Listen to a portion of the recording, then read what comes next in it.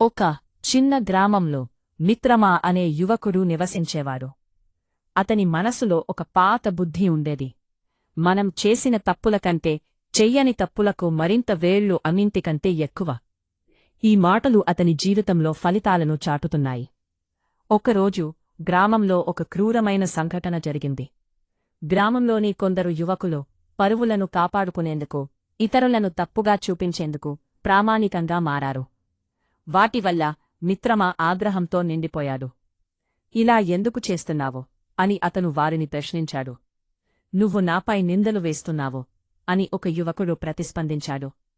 మనం మంచివాళ్లం కాబట్టి మన తప్పులను దాచుకోవాలి. ఈ మాటలు మిత్రమా హృదయాన్ని గాయపరిచాయి. అతనికి అర్థమయ్యింది, అవన్నీ నేరంగా ప్రవర్తిస్తూ వారు తమ నిజమైన స్వభావాన్ని దాచుకుంటున్నారు. కాని మిత్రమా తన నిస్వార్థతను మరిచి తన సమస్యలకు ధైర్యంగా ఎదురుదెబ్బలు ఇచ్చాడు. అతను తన గ్రామస్తులతో కలిసి సమాజంలో నిజాయితీని పెంచాలని నిర్ణయించుకుని ఒక సదస్సు నిర్వహించాడు. అక్కడ అతను తన భావాలను సామరస్యం చేశాడు. మీరు మీ తప్పులను అంగీకరించడం ద్వారా మీ నిజమైన స్వభావాన్ని వ్యతిరేకించవచ్చు. మురుకు మాటలు మొదట గ్రామస్తులను తేలికపాటిగా అంగీకరించలేదు. కాని మిత్రమా యొక్క గొంతు సత్యానికి నమ్మకం కలిగించిన శక్తి ఉన్నది. కొంతకాలం తరువాత ఒక యువతి ముందుకు వచ్చింది. నేను చేసిన తప్పులను అంగీకరిస్తున్నాను, ఇకపై నేను మంచిగా మారాలని కోరుకుంటున్నాను. అతని మాటలు ఒక ప్రకటనగా మారాయి.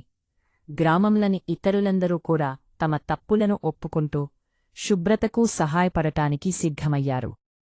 ఈ విధంగా మిత్రమా తన పరిస్థితిని తిరగరాస్తాడి. ఆ సంఘటనతో అతనికి తెలిసింది, మనం చేసిన తప్పులు మనకు నేర్పుతాయి, కాని తప్పు చూపించడం మాత్రమే మన మనస్సును పూర్ణంగా అంధం చేస్తుంది. ఈ సత్యం అతనికి ఎంతో బలాన్ని ఇచ్చింది. అతను తన గ్రామాన్ని ఒక కొత్త మార్గంలో నడిపించాడు. ఈ వర్తమాన పాఠాన్ని అందరూ గుర్తుపెట్టుకున్నారు. వారి నిజమైన స్వభావాన్ని పరిగెత్తించడానికి మనం తప్పులమీద దృష్టి పెట్టాలనే కాదు, వాటిని అంగీకరించడానికి మరియు వాటినుంచి నేర్చుకోవాలని.